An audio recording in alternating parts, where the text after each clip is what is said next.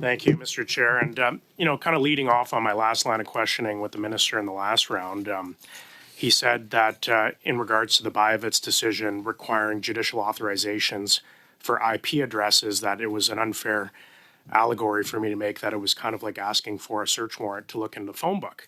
In fact, it's actually worse than that.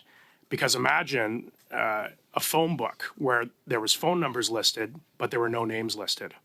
The only names that are being listed are the ISPs, the telecom companies that service those phone numbers, the Teluses, the Rogers, the Bells.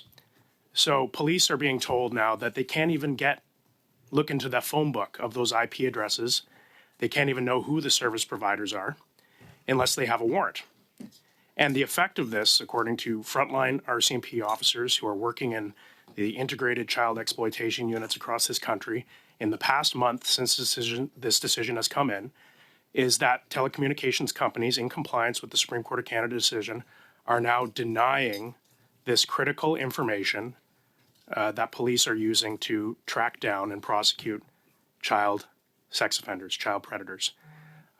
Commissioner Duhem, can you provide us with some more context on the impact that this decision has had on the RCMP integrated child exploitation units in the last month? So thank you for the question, Mr. Chair. And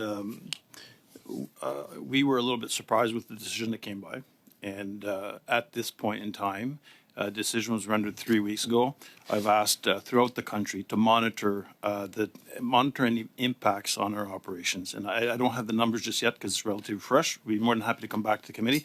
I think it's important to note that although we're focused on children, which is extremely important, I'm looking at it much broader. I'm looking at threats to elected officials, threats to individuals, and whatnot. So it's a little early. We've been through other cases like Stitchcomb. When Stitchcomb came in, we had to readjust. Our concern is just we want to make sure that there's no additional delays, and we're monitoring that right now. But I don't have the total impact right now as to the impacts on the operation. Thank you. And a very good point that you've made is that, of course, the issue of protecting children is of paramount importance. But this decision is not just impacting child predator investigations. This is about threats against elected officials. In the case of Biovitz itself, is about a case of fraud involving stolen credit cards. This is a groundbreaking decision. And I must say it was not a clear majority, like it was a majority of the Supreme Court, but it was a 5-4 decision. And the dissenting judges, in their own words, said that this decision would, in their words, quote, seriously thwart the police's ability to investigate such serious offenses against children.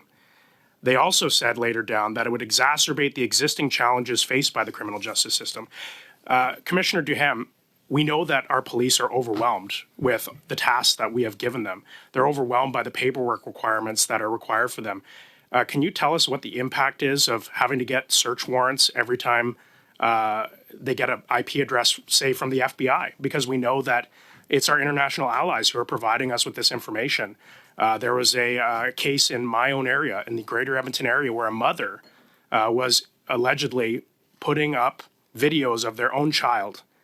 And it was because of a conviction and investigation in California that led to the procurement of those IP addresses, which were given to our integrated child exploitation units, which allowed them to rescue that child from that situation. And under this decision, those IP addresses would arguably be inadmissible in a case. This is a devastating blow for child protection in our country. Can you tell us what these paperwork requirements, these new administrative requirements, are going to do to investigations? Thank you. So, Mr. Chair, the impact is not only felt in the RCMP, but it's also felt by my colleague, Mr. David Vigneault from CSIS. But again, the decision was rendered in 3 weeks. I don't have the number of files that took place in the last 3 weeks that incurred delays, but from an organization's perspective, we are monitoring as to what is the impact on the current operations. I think I kind of know what the impacts are, but I want some metrics to make sure that we can come forward with a proposal to the minister as we move forward. Thank you.